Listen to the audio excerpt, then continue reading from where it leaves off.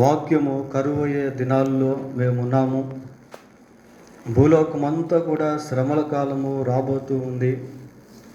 ఎక్కడా నెమ్మది లేనటువంటి పరిస్థితులు, యుద్ధ వాతావరణాలు, మారణ హోమాలు, రక్తపాతాలు ప్రభా లోకమందు విస్తరిస్తున్న ఈ దినాల్లో ప్రభా మీ సన్నిధిలో మాకెంతో నెమ్మదిని మీరు అనుగ్రహించారు. మీకు వందనాలు. మీ రాకడను గూర్చిన నిరీక్షణతో మా హృదయాన్ని మీరు నింపినందుకై మీకు స్తోత్రాలు చెల్లిస్తూ ఉన్నాం. మరొకసారి మీ వాక్యము ద్వారా మాతో మాట్లాడి మమ్మల్ని బలపరచుమని మా రక్షకుడైన యేసుక్రీస్తు దివ్యమైన నామములో ప్రార్థన చేస్తున్నాము తండ్రి. ఆమేన్.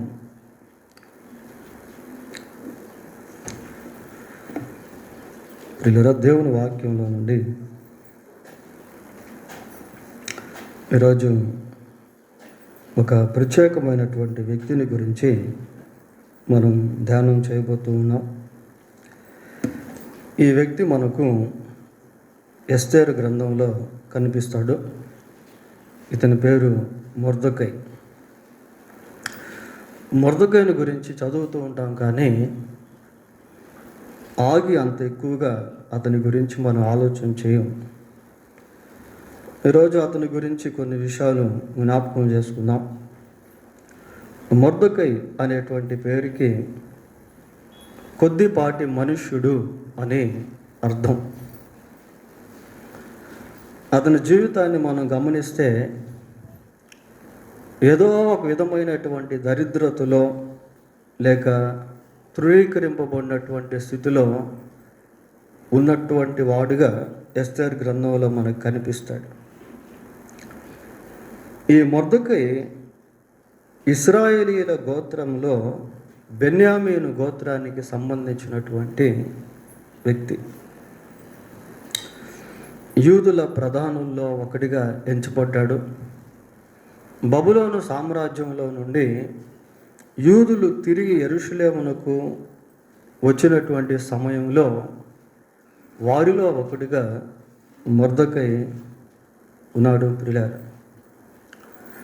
ఈ మొర్దెకైని గురించి ఎస్తేరు గ్రంథం 2వ అధ్యాయము 5వ వచనం నుండి 10వ అధ్యాయం 3వ వచనం వరకు దాదాపు ఇతని పేరు 53 సార్లు మెన్షన్ చేయబడింది, పేర్కొనబడింది. ఇతని గురించి మనం ఆలోచన చేస్తే ఇతని జీవితంలో కొన్ని సైలెంట్ ఫీచర్స్, కొన్ని శ్రేష్టమైనటువంటి విషయాలు మనం ధ్యానం చేసుకోవచ్చు. వాస్తవానికి ఎస్తేరు గ్రంథంలో దేవుడు అనేటువంటి పేరు ఎక్కడ కూడా మనకు కనబడదు. అయితే దేవుడు అదృశ్య రూపిగా అక్కడక్కడ మనకు కనిపిస్తాడు. బైబిల్ అంతటిలో ఆదికాండం నుండి ప్రకటన గ్రంథం వరకు మనం చూసినప్పుడు ప్రతి గ్రంథంలో కూడా దేవుని పేరు దాదాపుగా రాయబడింది, కానీ ఒక్క ఎస్తేరు గ్రంథంలో మాత్రం దేవుడు అనేటువంటి పేరు మనకు కనబడదు. అయినప్పటికీ దేవుడు మరి అదృశ్య రూపిగా అక్కడక్కడ మనం జ్ఞాపకం చేసుకునేటువంటి సందర్భాలు అందులో పొందుపరచబడి ఉన్నాయి. సరే, మొదటిగా ఈ మొర్దెకైని గురించి ఈరోజు కొన్ని విషయాలు మనం ధ్యానం చేద్దాం. ఎస్తేరు గ్రంథం 2వ అధ్యాయము 7వ వచనం చదువుదాం.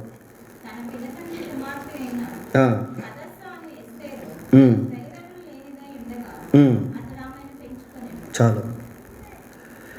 ఎస్తేరుకి చిన్న వయసులోనే తల్లిదండ్రులు చనిపోయారు. ప్రియులారా,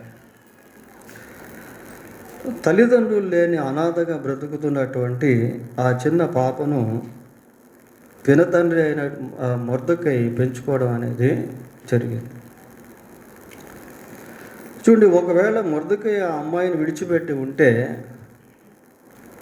ఆ అమ్మాయి ఏమైపోయినదో మనకు తెలియదు. దేవుడు ఆ పాపనే మరి రాజుగా చేశాడు, రాణిగా చేశాడు. ఆ పాప యొక్క పేరుపైనే బైబిల్లో ఒక గ్రంథం కూడా ముద్రించబడింది, ఎస్తేరు గ్రంథం అని. సరే, దీని బ్యాక్గ్రౌండ్ మనం చూసినప్పుడు ఎస్తేరుకు తల్లిదండ్రులు లేనటువంటి సమయంలో, కోల్పోయినటువంటి సమయంలో మొర్దెకై ఆమెను పెంచి పెద్ద చేశాడు. దీంట్లో మనం గమనించాల్సింది ఏంటి అని అంటే,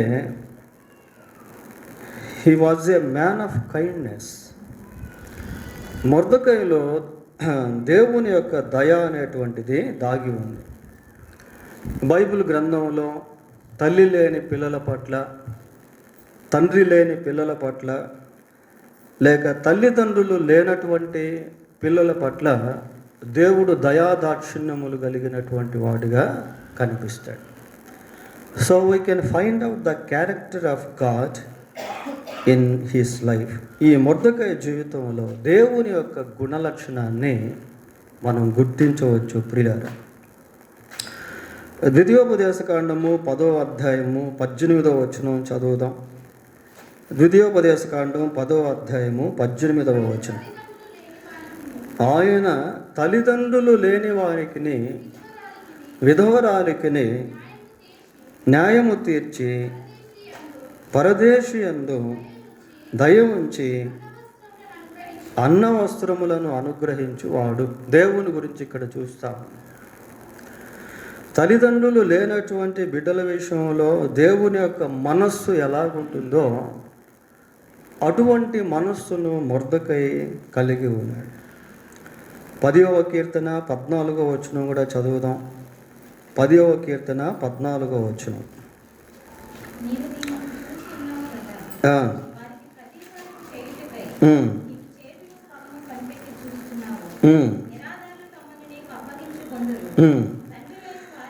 తండ్రి లేని వారికి నీవే సహాయుడవై ఉన్నావు. So it is God's character. ఈ మొర్దెకై దేవుని యొక్క గుణాన్ని ఎస్తేరు పట్ల కలిగి ఉన్నాడు ప్రియులారా. ఇది ఒక రకంగా శ్రేష్టమైనటువంటి భక్తికి సూచన.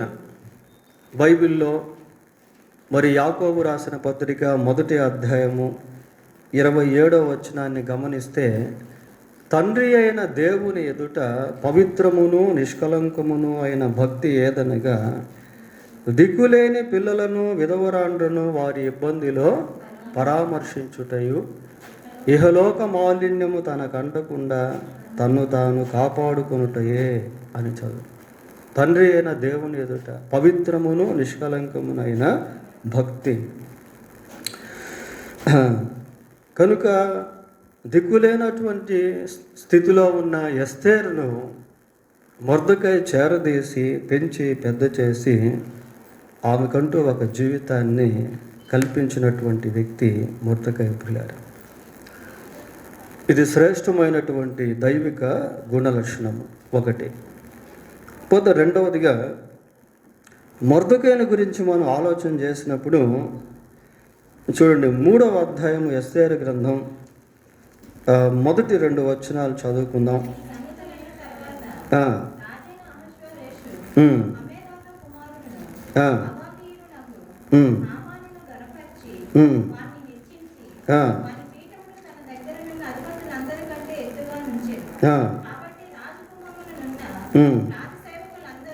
రాజగుమ్మమున ఉన్న రాజసేవకులందరూ మోకాళ్ళుని హామానునకు నమస్కరించిరి. మొర్దెకై వంగకయు నమస్కారము చేయకయు ఉండగా. ప్రియులారా, ఇక్కడ ఇంకొక విషయాన్ని మనం గమనిస్తూ ఉన్నాం. రాజాజ్ఞ సారముగా రాజసేవకులందరూ కూడా హామాను వస్తూ ఉంటే మోకాళ్ళుని నమస్కారం చేస్తూ ఉన్నారు. మొర్దెకై మాత్రం చేయట్లేదు ప్రియులారా. మరి ఎందుకు మొర్దెకై వంగక నమస్కారం చేయట్లేదు అని మనం గమనిస్తే 4వ వచనం చూడండి.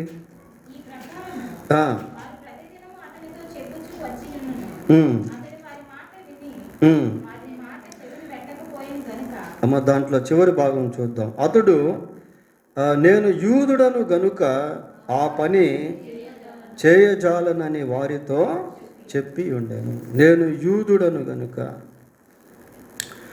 ఎందుకు మొర్దెకై హామానును చూసినప్పుడు వంగక నమస్కారం చేయక అట్టి రోషము కలిగినటువంటి వ్యక్తిగా ఉన్నాడు అంటే హీ వాజ్ ఎ యూదుడు ప్రియులారా.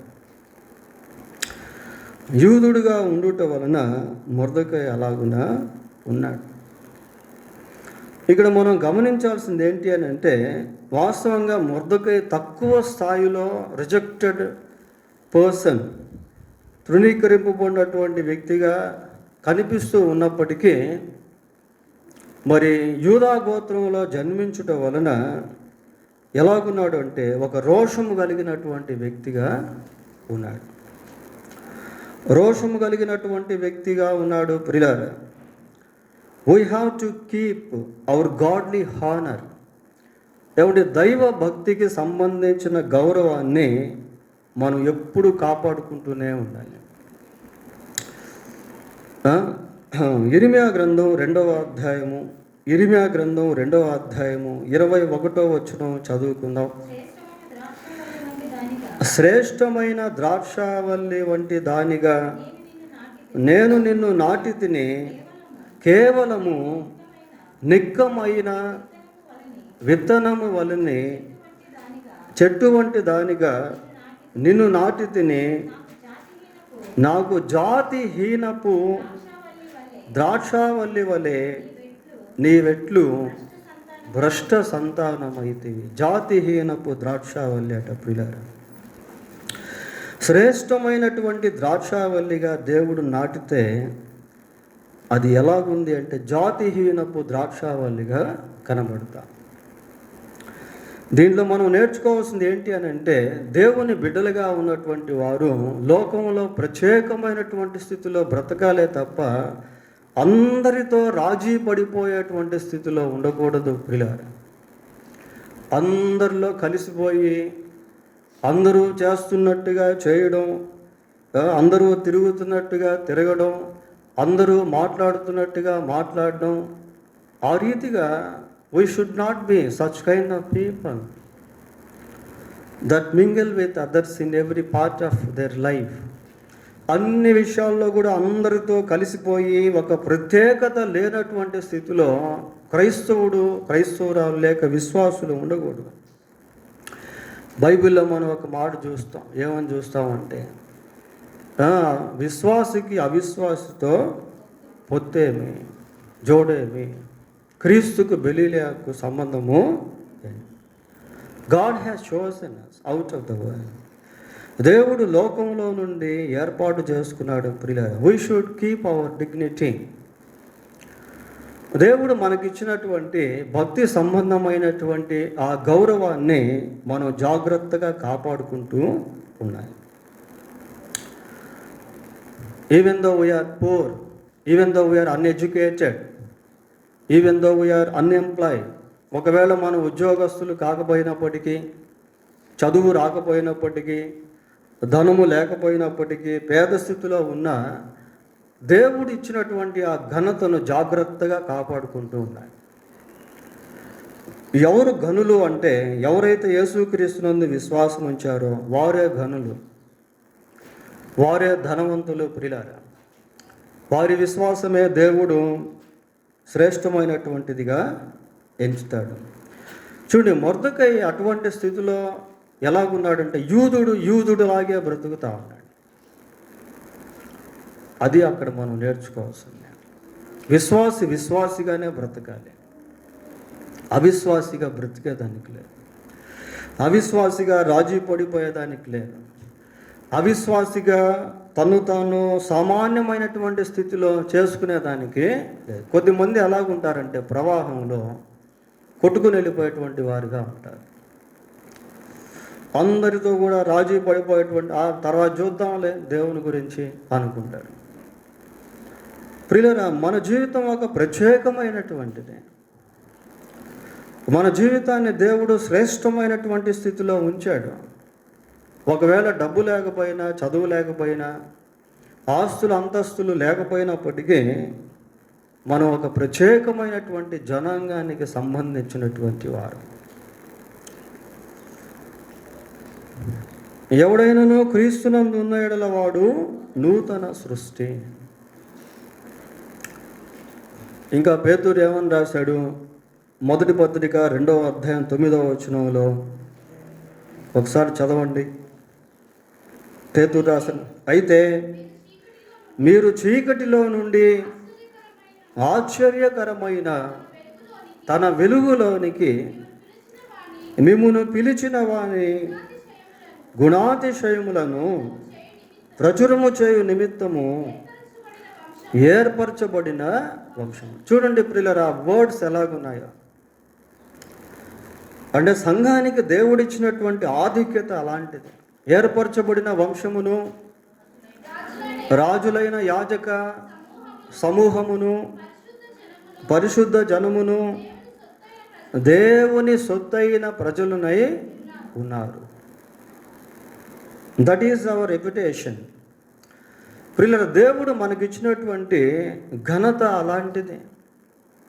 కొన్నిసార్లు విశ్వాసులుగా జీవించకపోవటం వలన ఆ ఘనతను మనము కప్పివేసేటువంటి వారంగా ఉంటాం.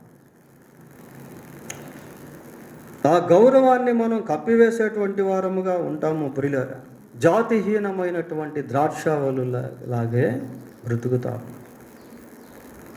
మొర్దెకై యూదుడుగానే జీవిస్తూ ఉన్నాడు.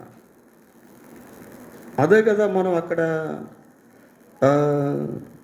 చదివాం. ఏమని చెబుతున్నా? అతడు నేను యూదుడను గనుక ఆ పని చేయజాలను. నేను యూదుడను కాబట్టి ఆ పని చేయజాలను. ఒక దేవునికి మాత్రమే నమస్కరిస్తాను, ఒక దేవుని ఎదుట మాత్రమే సాగిలపడతాను. వై? బికాస్ ఐ ఆమ్ ఏ జ్యూ. ఎందుకు అంటే నేను ఒక యూదుడను కనుక. ప్రియులారా, విశ్వాసిగానే బ్రతకాలి. అవిశ్వాసిగా బ్రతికినట్లయితే ఆ గౌరవాన్ని మనం పోగొట్టేటువంటి వారంగా ఉంటాం. అలాగని ఇతరులకి విష్ చేయకూడదని, మరి అన్యులకి విష్ చేయకూడదని కాదు. అంటే మొర్దెకైలో నుంచి మనం నేర్చుకోవాల్సింది ఏంటి అని అంటే, we must keep the godly honour. దైవిక సంబంధమైనటువంటి ఘనతను మనం కాపాడుకుంటూ ఉండాలి. కొన్నిసార్లు మన మనస్సు ఎలాగుంటుంది అంటే, ఎవరైనా ఒక పెద్ద అధికారితో మనం ఉన్నామనుకోండి, అతను ఏది చెప్తే అది చేసేటువంటి వారు ఉన్నాం. ఒకసారి ఒక ఆయన నాతో మాట్లాడుతూ నన్ను సిగరెట్ తెమ్మన్నాడు. అప్పుడు నేను ఒక దగ్గర పనిచేస్తూ ఉన్నాను, ఒక ఫ్యాక్టరీలో పనిచేస్తూ ఉన్నాను. పనిచేస్తూ ఉంటే పై అధికారి సిగరెట్ తెమ్మన్నాడు. నేను ప్రేయర్ చేసుకొని, సార్ నేను అలాంటివి తేలాను అని చెప్పాను. పిల్లరా, కొన్నిసార్లు కొన్ని చిన్న శోధనలు, రకరకాల మనస్సాక్షికి వ్యతిరేకమైనటువంటివి వచ్చినప్పుడు అక్కడ మనం మన యొక్క భక్తిని జాగ్రత్తగా కాపాడుకోవాలి. మొర్దెకై యూదుడుగానే జీవిస్తూ ఉన్నాడు. God will help us if we have godly mind or heart to live for Him. దేవుని కొరకు జీవించాలనే మనస్సు మనం కలిగి ఉంటే దేవుడు తప్పకుండా అటువంటి సమయంలో మనకు సహాయము చేస్తాడు. సరే, మొర్దెకైలో ఉన్నటువంటి మూడవ విశిష్టత ఏంటి అని అంటే, he is a man of being God's presence. దేవుని సన్నిధిని కలిగినటువంటి వ్యక్తి మొర్దెకై. ప్రియులారా, 4వ అధ్యాయం 1వ వచనం ఒకసారి చూడండి.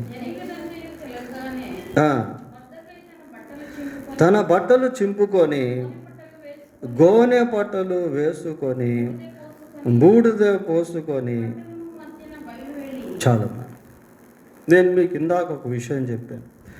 ఈ ఎస్తేరు గ్రంథంలో దేవుడు అనేటువంటి పేరు ఎక్కడా కనబడకపోయినప్పటికీ దైవిక సంబంధమైనటువంటి లక్షణాలు, దేవుని ప్రజల్లో కనిపించే దైవిక పరిస్థితులు అనేటువంటివి తటస్థిస్తూ ఉంటాయి. ప్రియులారా, ఈ గోనెపట్ట అనుభవం ఎలాంటిది అని అంటే, చూడండి, యోనా గ్రంథం 3వ అధ్యాయము, యోనా గ్రంథం 3వ అధ్యాయము 5-6 వచనాలు చదువుకుందాం.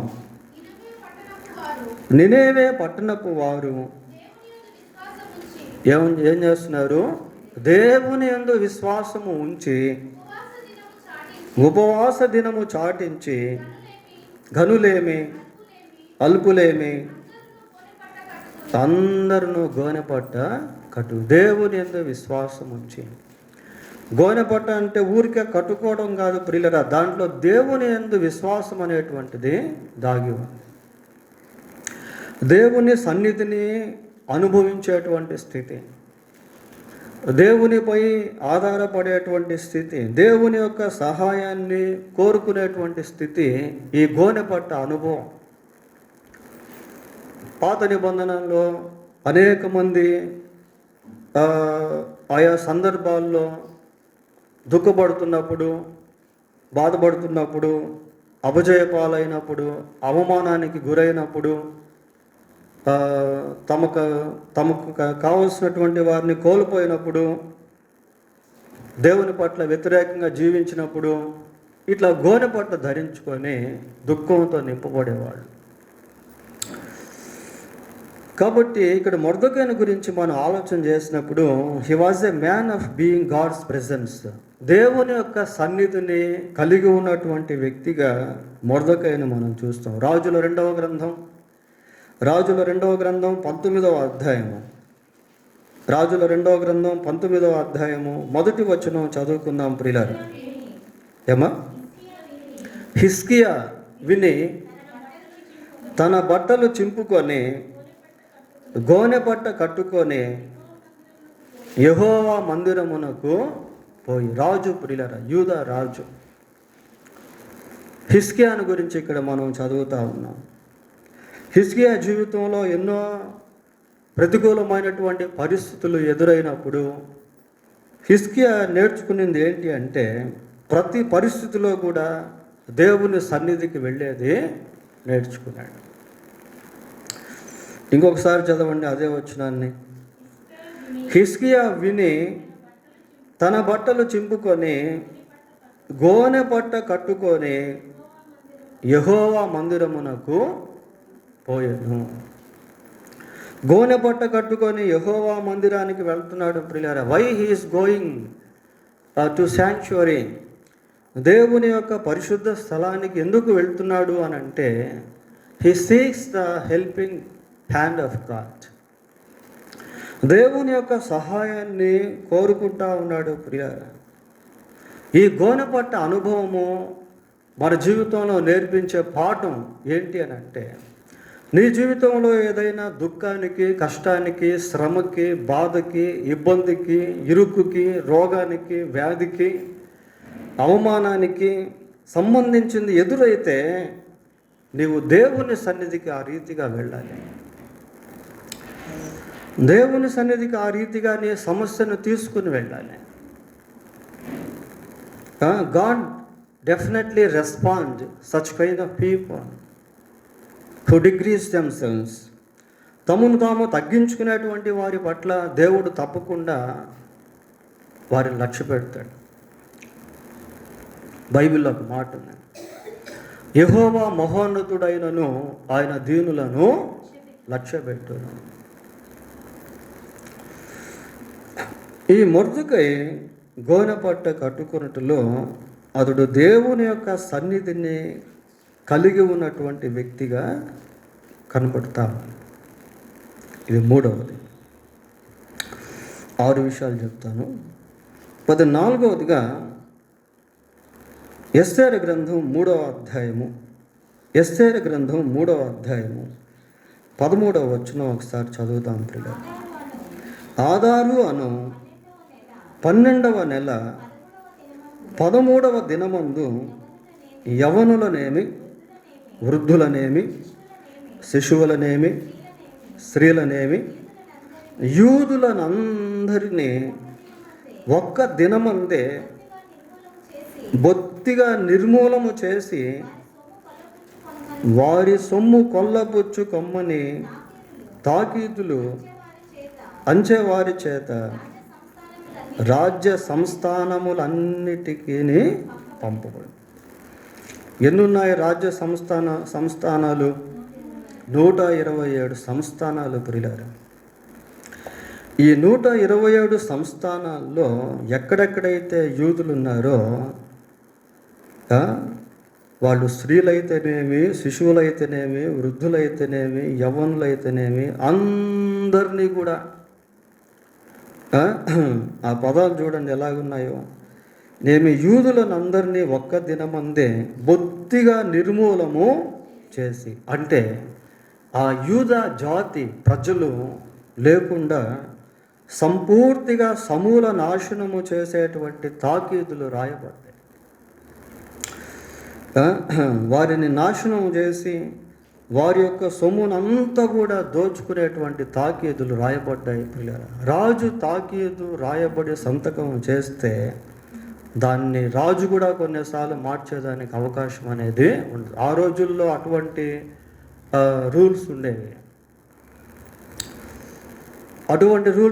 పిల్లల రాజు ఒక్కసారి తీర్మానం చేసుకొని రాయబడినటువంటి తాకీదు మీద సంతకం పెట్టాడు అంటే, ఆ సీల్ ఉంగరంతో ముద్ర వేశాడు అంటే ఇంకా కొన్నిసార్లు రాజు కూడా మార్చేదానికి లేదు. ఖచ్చితంగా అది అమలు జరగాల్సిందే. అటువంటి స్ట్రిక్ట్ రూల్స్, అటువంటి నియమ నిబంధనలు ఉన్నటువంటి సమయంలో ఈ మొర్దెకై ఎలాగున్నాడు అని అంటే, he got a great burden for the people of Israel.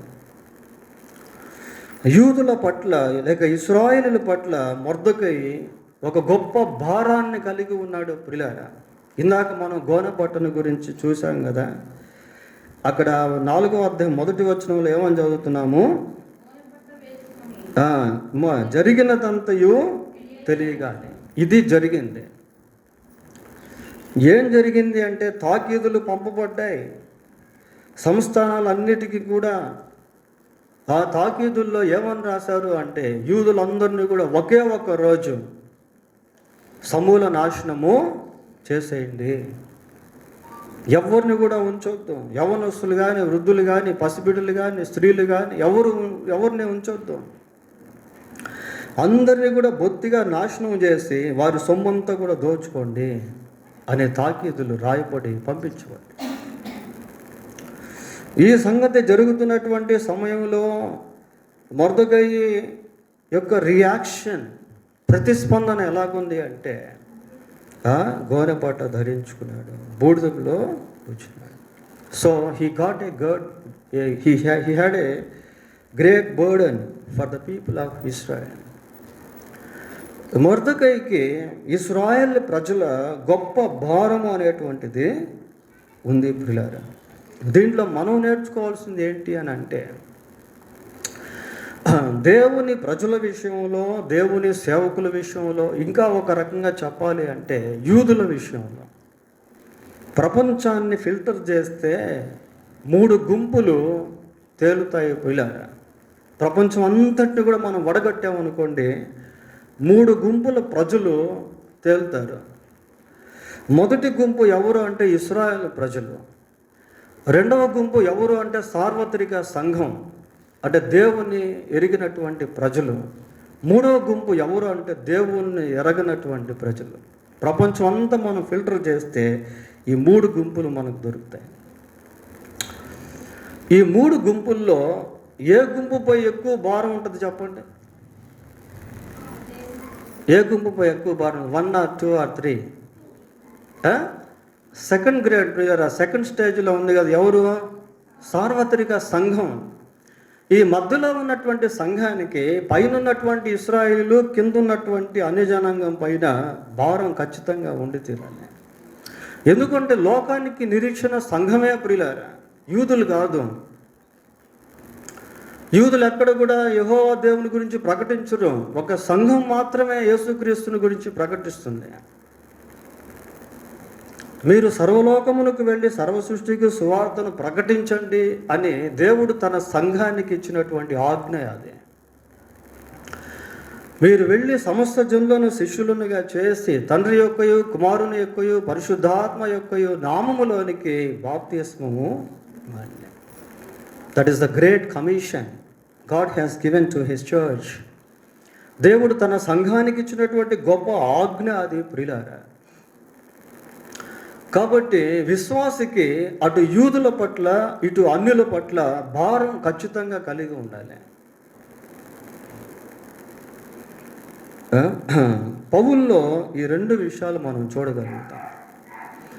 పౌలు బెన్యామీను గోత్రానికి సంబంధించిన వ్యక్తి. యేసుక్రీస్తునందు విశ్వాసం ఉంచి క్రీస్తు కుమారుడిగా మార్చబడ్డాడు. క్రీస్తు బిడ్డగా మార్చబడిన తర్వాత 2 రకాల భారాలను పౌలు కలిగి ఉండేవాడు. ఒకటి తన సొంత ప్రజలైనటువంటి ఇశ్రాయేలుల పట్ల, 2 అన్య జనాంగం పట్ల పౌలు భారాన్ని కలిగి ఉండేవాడు. చూడండి, రోమా పత్రిక 9వ అధ్యాయము, రోమీలకు రాసిన పత్రిక 9వ అధ్యాయము మొదటి 3 వచనాలు చదువుదాం ప్రియులారా. నాకు బహు దుఃఖమును, చూడండి అసలు ఎలాగ మాట్లాడుతున్నాడు. నాకు బహు దుఃఖము అంటున్నాడు ప్రియులారా. అంటే ఆ దుఃఖాన్ని మనం మెజర్ చేసినప్పుడు, కొలత వేసినప్పుడు ఎలాగుంది అంటే బహు దుఃఖము, బహు దుఃఖము. నాకు దుఃఖము అనట్లేదు, బహు దుఃఖమును నా హృదయములో మానని వేదన. మానని వేదన అంటే ఇవన్నీ వెయిట్ వర్డ్స్ ఇవి. మానని వేదన అంటే కంటిన్యూవేషన్ ప్రాసెస్. ఆ వేదన అనేది పడుకున్నా, నిద్రపోతున్నా, నడుస్తున్నా, కూర్చొనున్నా, భోజనం చేస్తున్నా, తిరుగుతూ ఉన్న వేదన అనేది లోపల మానటం లేదు. కంటిన్యూవేషన్, అది అలాగే వస్తూనే ఉంది వేదన. ఎవరి పట్ల అంటే చదవండి.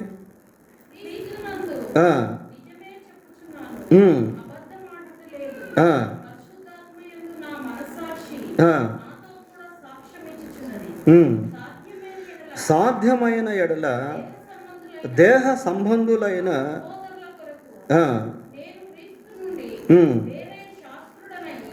శాపగ్రస్తుడనై, చాలు, సాధ్యమైన ఎడల దేహ సంబంధులైన నా సహోదరుల కొరకు. దేహ సంబంధులు అంటే ఇశ్రాయేలు ప్రజలు ప్రియ. అంటే పౌలు కూడా మరి ఇశ్రాయేల్ గోత్రంలో ఒక గోత్రమైన బెన్యామీను గోత్రంలో నుంచి వచ్చాడు కనుక వాళ్ళందరినీ ఆ పదజాలంతో పిలుసు, దేహ సంబంధులు అంటున్నాడు. నా సహోదరులైన దేహ సంబంధులైన నా సహోదరుల కొరకు నేను క్రీస్తు నుండి వేరే శాపగ్రస్తుడనై ఉండగోరుచున్నాను. నాకు బహు దుఃఖము, నా హృదయములో మానని వేదన. పౌలు యొక్క కాంక్ష ఏంటి అంటే ఇశ్రాయేలు ప్రజలు అందరూ కూడా రక్షణ పొందాలి. వాళ్ళందరూ మెస్సియాను గూర్చి గ్రహింపులోనికి రావాలి. That is his burden. చూడండి 10:1 చదవండి. సహోదరులారా, ఇశ్రాయేలీయులు రక్షణ పొందవలనని నా హృదయాభిలాషయు వారి విషయమై నేను దేవునికి చేయు ప్రార్థనై ఉన్నది. ఇశ్రాయేలీయులు రక్షణ పొందవలనని నా హృదయాభిలాష, నేను దేవునికి చేసే ప్రార్థన. ఆయన హృదయాభిలాష ఏందట? ఇశ్రాయేల్ అందరూ కూడా రక్షణ పొందాలి. వారి విషయంలో బహు దుఃఖాక్రాంతుడిగా ఉన్నాడు. మానని వేదన కలిగినటువంటి వాడిగా పౌలు ఉన్నాడు. ప్రియులారా, మనం కూడా క్రీస్తునందు విశ్వాసం ఉంచాము. ఇశ్రాయేలీల కొరకు ఖచ్చితంగా మనం ప్రార్థన చేయాలి. వారి క్షేమం కోసం ప్రార్థన చేయాలి. వారి మీద దేవుడు తన సన్నిధిని, కాంతిని ఉదయింప చేయమని ప్రార్థన చేయాలి. పోతే పౌలు యొక్క హృదయంలో 2వ భాగంలో ఉన్న భారం ఎవరి మీద అంటే అన్యజనుల మీద. అన్యజనుల మీద. అపోస్తుల కార్యములు 17వ అధ్యాయం 16వ వచనం. అపోస్తుల కార్యములు 17వ అధ్యాయం. పౌలు ఏథెన్సులో వారి కొరకు కనిపెట్టుకొని ఉండగా ఆ పట్టణము విగ్రహములతో నిండి ఉండుట చూచినందున అతని ఆత్మ పరితాపము పట్టలేకపోయాడు. పట్టణం అంతా కూడా దేంతో నింపబడి ఉందట? విగ్రహాలతో నిండి ఉంది ప్రియులారా. ఎక్కడ చూసినా విగ్రహాలే. పట్టణం అంతా కూడా విగ్రహారాధనతో నింపబడి ఉంది. ప్రజలు విగ్రహారాధికులుగా జీవిస్తూ ఉన్నారు. ఆ దృశ్యాన్ని చూసినప్పుడు అతని ఆత్మ పరితాపము పట్టలేకపోయింది. అంత దుఃఖం కలిగింది, ఆత్మలో వేదన కలిగింది. అయ్యో, ఈ పట్టణం అంతా కూడా విగ్రహారాధనతో నింపబడి ఉంది. ఈ పట్టణంలో ఉన్నటువంటి ప్రజలందరూ కూడా దాదాపు విగ్రహారాధికులేనే అని ఎంతో దుఃఖపడుతున్నాడు ప్రియులారా. సార్వత్రిక సంఘానికి దేవుడు ఆ భారాన్ని, బాధ్యతను ఇచ్చాడు. మనము ఒక విగ్రహారాధికుడిని లేక విగ్రహారాధికురాలని చూసినప్పుడు మన హృదయంలో ఆ మంట రావాలి, ఆ అగ్ని రావాలి. ఏదో ఒక విధంగా ఇతనికి నేను సువార్త ఇవ్వాలి అనే ఆ తలంపు రావాలి. వారి కోసం భారంగా ప్రార్థన చేయాలి. హాలండ్ దేశంలో హలాం అనేటువంటి ఒక ప్రాంతం ఉండేది. చాలా సంవత్సరాల క్రితం ఆ హలాం అనేటువంటి ప్రాంతంలో ఒక వీధిలో భయంకరమైనటువంటి తాగుబోతులు ఉండేవాళ్ళు. తాగేసి ఎక్కడ పడితే అక్కడ పడిపోతూ ఉంటే వాళ్ళని పోలీసులు తీసుకెళ్ళేవాళ్ళు, పోలీస్ స్టేషన్ తీసుకెళ్ళి అప్పగించేవాళ్ళు. ఈ దృశ్యాన్ని ప్రతిరోజు ఒక చిన్న పాప, 5 years old, 5 సంవత్సరాల పాప, ఆ పిల్ల పేరు కోరి, ఆ అమ్మాయి చూస్తూ ఉండేది. చూస్తూ ఉండి తల్లికి చెప్తే తల్లి అనేది, అమ్మా ఇటువంటి వారి కోసం మనం ప్రార్థన చేయాలి అని. అప్పుడు 5 సంవత్సరాల కోరి అనేటువంటి ఆ పాప ఆ త్రాగుబోతుల కొరకు రోజు భారంగా ప్రార్థన చేసేది ప్రియారా. అమ్మాయి పెద్ద అయిపోయింది, యవనస్తురాలు అయిపోయింది. యవనస్తురాలు అయిపోయిన తర్వాత ఒకరోజు అదే హాలాం నుంచి ఇంకా వేరే ప్రాంతాల నుంచి కొద్దిమంది యవనస్తులు టూర్కి అని వెళ్తారు. టూర్కి వెళ్తే ఈ అమ్మాయి కూడా వాళ్ళతో పాటు వెళ్తుంది. ఆ టూర్లో అదొక క్రిస్టియన్ మీటింగ్ జరుగుతుంది అన్నమాట. క్రిస్టియన్ మీటింగ్ జరిగిన తర్వాత ఆ రోజు మధ్యాహ్నం అందరూ కలిసి మాట్లాడుకుంటూ ఉంటారు. వేర్ ఫ్రమ్, మీరు ఎక్కడి నుంచి వచ్చారు, మీరు ఎక్కడి నుంచి వచ్చారు అని అడుగుతూ ఉంటే వాళ్ళలో చాలామంది ఏమని చెప్తారు అంటే, మేము హలాం అనేటువంటి ప్రాంతం నుంచి వచ్చాము, ఇప్పుడు యేసు ప్రభువుని నమ్ముకున్నాము, మా పూర్వీకులు అక్కడ ఉండేవాళ్ళు, మా ఫోర్ ఫాదర్స్ అని కొద్దిమంది సాక్ష్యాలు చెప్పారు. అప్పుడు కోరి చాలా సంతోషించింది. ఎందుకు చెప్పండి?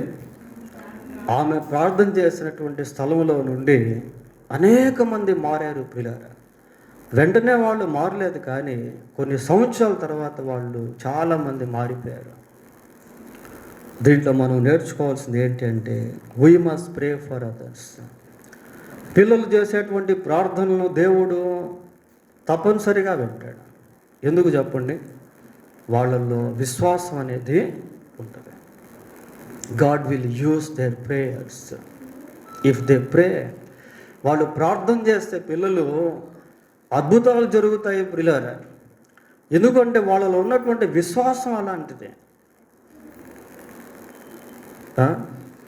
ఇక్కడ పౌలు ఒక పక్క యూదుల విషయంలో, రెండవ పక్క అన్యుల విషయంలో గొప్ప భారాన్ని కలిగి ఉన్నాడు. మొర్దెకై జీవితంలో నుంచి అది ఒక లెసన్గా మనము నేర్చుకోవచ్చు ప్రియులారా. పోతే 5వదిగా 6 విషయాలు చెప్తా ఉన్నాను. 5వదిగా ఎస్తేరు గ్రంథం 4వ అధ్యాయము 14వ వచనం ఒకసారి చదువుదాం. నీవు ఈ సమయమందు ఏమీ మాట్లాడక మౌనముగా ఉన్న ఎడల యూదులకు సహాయమును విడుదలయు మరి ఒక దిక్కు నుండి వచ్చును. చాలా ప్రియులారా, మొర్దెకై ఇక్కడ ఏమని మాట్లాడుతున్నాడు అంటే, యూదులకు సహాయము, విడుదల మరి ఒక దిక్కు నుండి వచ్చును. ఇంకోసారి చదవండి. నీవు ఈ సమయమందు ఏమీయో మాట్లాడక మౌనముగా నున్న ఎడల యూదులకు సహాయమును విడుదలయు మరి ఒక దిక్కు నుండి వచ్చును. చాలా యూదులకు సహాయమును విడుదలను మరి ఒక దిక్కు నుండి వచ్చును. దీంట్లో మనం గమనించాల్సింది ఏంటి అంటే, he was a man of confident. అంటే విశ్వాసము కలిగినటువంటి వ్యక్తి, నమ్మకము కలిగినటువంటి వ్యక్తి. దేని విషయంలో నమ్మకం అంటే, దేవుడు ఒక దిక్కు నుంచి కాకపోయినా ఇంకొక దిక్కు నుంచి అయినా సహాయాన్ని పంపిస్తాడు. ఈ ఎస్తేరు గ్రంథంలో దేవుడు అదృశ్య స్వరూపిగా కనబడతాం. ఎక్కడ దేవుడు అనే పేరు ఉండదు, కానీ ఆయన కార్యాలు మనం చూస్తాం. ప్రియులారా,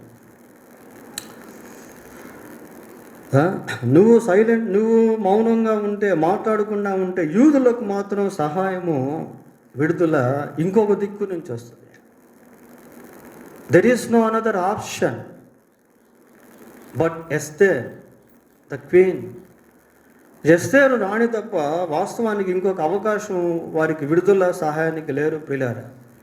అయినా కూడా మొర్దెకై మాట్లాడేటువంటి మాటల్ని బట్టి మనం గమనించినప్పుడు, దేవుడు ఏ విధంగానైనా సరే యూదులకు సహాయము విడుదల ఇవ్వగలడు.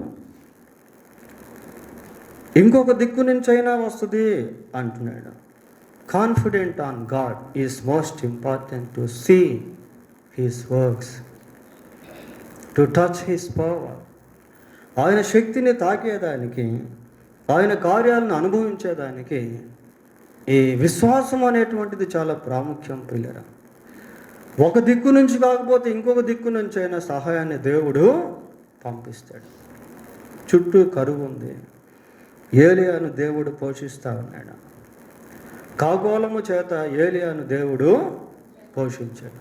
It is wonderful event. చుట్టూ కరువు ఉంది, సారెపత్తు విధవరాల్ని దేవుడు వాడుకొని ఆమెను, ఆమె యొక్క బిడ్డలను, ఆమె ద్వారా ప్రవక్త అయినటువంటి ఏలియాను పోషించాడు. చుట్టుపక్కలంతా కూడా కారడవి, కాకులు దూరానికి కారడవి. వెనకాల చూస్తే ఫరో సైన్యం, ముందు చూస్తే ఎర్ర సముద్రం. ఎటు పోవాలో తెలియదు, ఏం చేయాలో తెలియదు ప్రియారా. అయితే దేవుడు ఆ ఎర్ర సముద్రాన్ని పాయలు చేసి మార్గముగా ఇశ్రాయేల్ నడిపించాడు. దేవుడు ఏ విధంగా సహాయం చేస్తాడో మనకు తెలియదు, ఏ దిక్కు నుంచి సహాయాన్ని పంపిస్తాడో మనకు తెలియదు, ఎవరిని సహాయకుడిగా వాడుకుంటాడో మనకు తెలియదు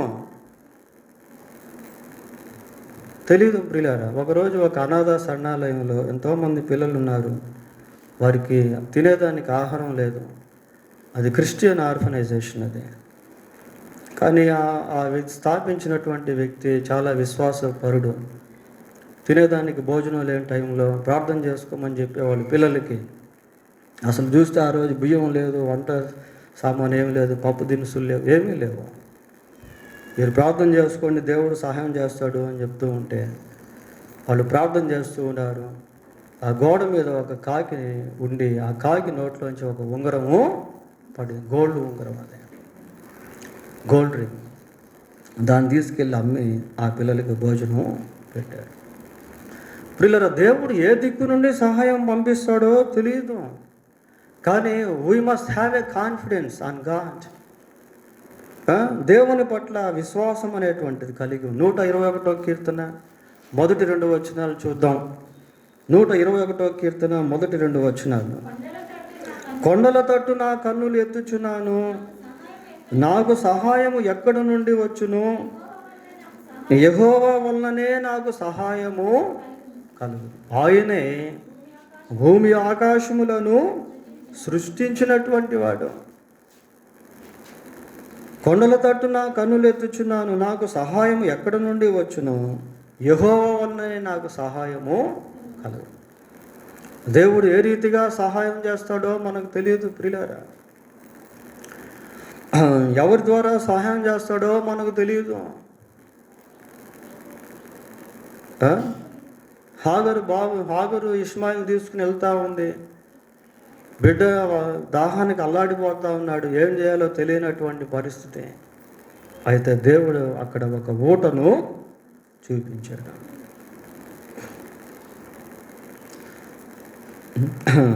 25వ కీర్తన మొదటి 2 వచనాలు చదువుదాం. 25వ కీర్తన మొదటి 2 వచనాలు. యెహోవా నీ దిక్కునకు చూచి నా ఆత్మను ఎత్తుకొనుచున్నాను. ఏ దిక్కు నుంచి సహాయం వస్తుందో కానీ తెలియదు కానీ ప్రియులారా అంటున్నాడు, నీ దిక్కున చూచి నా ఆత్మను ఎత్తుకొనుచున్నాను.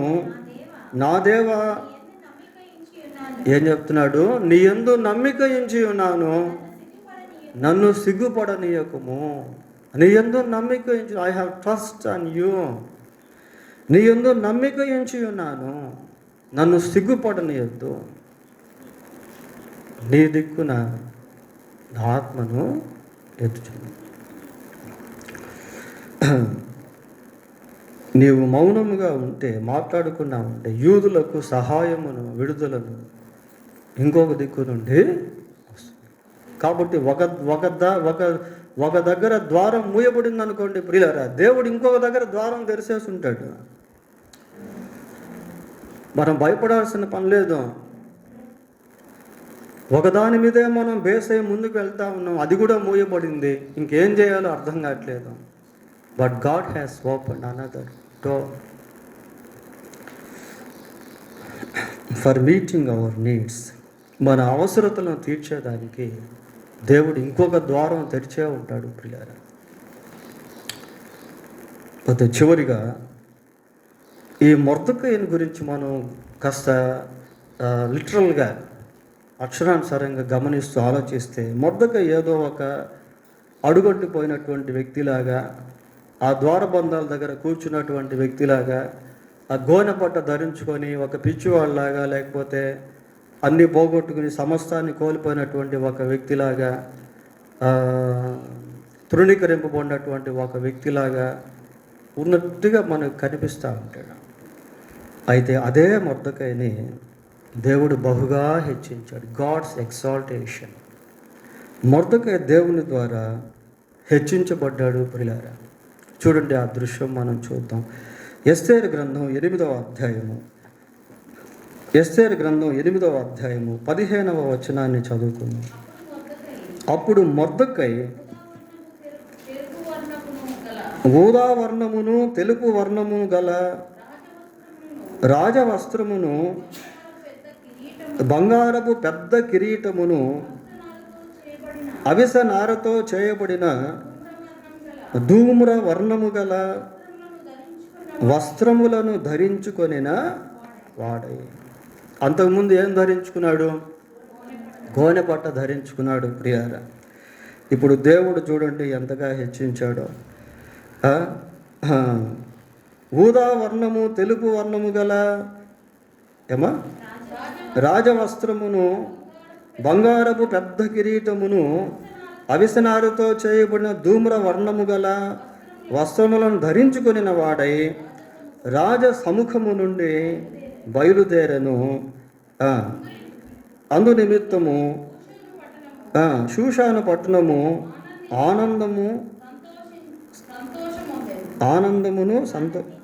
ఆనందించి సంతోషము పొందెను. ఒకప్పుడు గోనె పట్ట ప్రియులారా, ఇప్పుడు రాజవస్త్రము. ఒకప్పుడు తృణీకరింపబడినటువంటి స్థితి, ఇప్పుడు గౌరవింపబడినటువంటి స్థితి. ఒకప్పుడు దేవుణ్ణి ఘనపరిచాడు, ఏది యూదుడిగా జీవించే, ఇప్పుడు దేవుడు ఇతన్ని ఘనపరుస్తా ఉన్నాడు.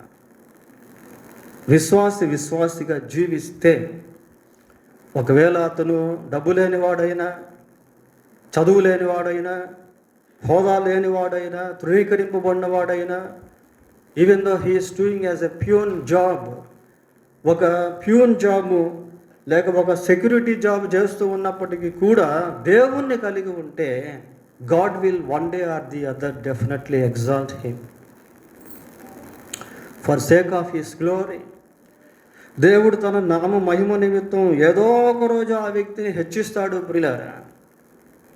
ప్రభు ఒక మాట అన్నాడు, ఏమన్నాడు? నన్ను ఘనపరచు వారిని నేను ఘనపరుస్తాను. I will honour to those who honour me. ఒకప్పుడు గోనెపట్ట, ఇప్పుడు రాజవస్త్రము. ఒకప్పుడు తృణీకరింపబడిన స్థితి, ఇప్పుడు గౌరవప్రదమైన స్థితి. ఒకప్పుడు హామాను వస్తుంటే మనుషులు వంగి నమస్కారం చేసేవాళ్ళు, ఇప్పుడు మొర్దెకై వస్తుంటే ప్రజలు ఎంతో సంతోషిస్తున్నారు. దేవుడు తన బిడ్డలను ఆ విధంగా హెచ్చిస్తాడు ప్రియులారా. ఎస్తేరు గ్రంథం 10వ అధ్యాయం 3వ వచనం కూడా చదువుకుందాం. యూదుడైన మొర్దెకై రాజైన అహష్వేరోషునకు ప్రధాన మంత్రిగా ఉండి తన వారందరితో సమాధానముగా మాట్లాడుచు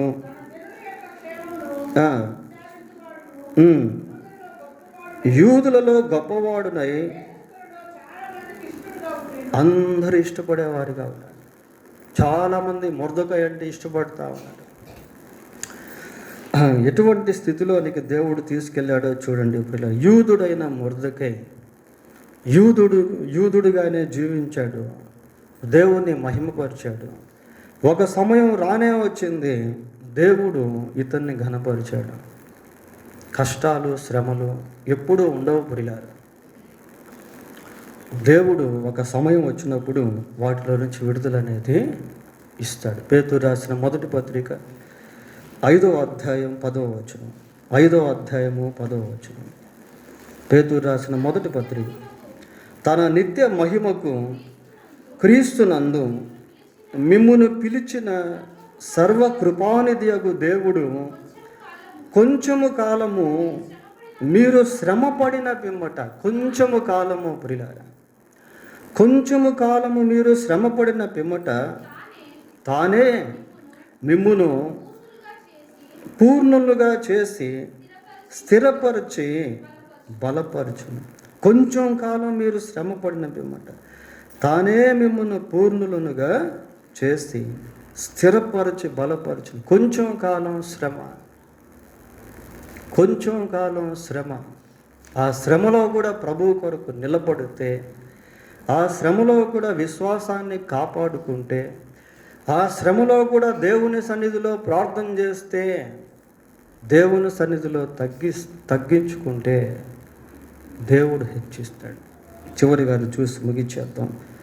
6వ వచనం కూడా చదవండి. 5వ అధ్యాయం 6వ వచనం. పేతురు రాసిన మొదటి పత్రిక 5:6.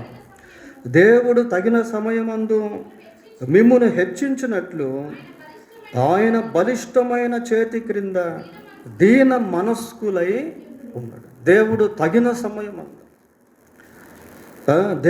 తగిన సమయమందు మిమ్మును హెచ్చించినట్లు ఆయన బలిష్టమైన చేతి క్రింద దీన మనస్కులే. దేవుడు ఎప్పుడు తన ప్రజలను తలగానే ఉంచుతాడు కానీ తోకగా ఉంచడు ప్రియులారా. మొర్దెకై యొక్క స్థితిని ఎట్లాగా దేవుడు మార్చాడో చూడండి. మొర్దెకైని చంపాలనుకున్నవాడు చనిపోయాడు. మొర్దెకైని యూదులను హతమార్చాలనుకున్నటువంటి వారు వెనక్కి తీసివేయబడ్డారు. దేవుడు అటువంటి కార్యాలను చేయగలడు. దేవుడు తన వాక్యం దీవించునుగాక. ప్రార్థన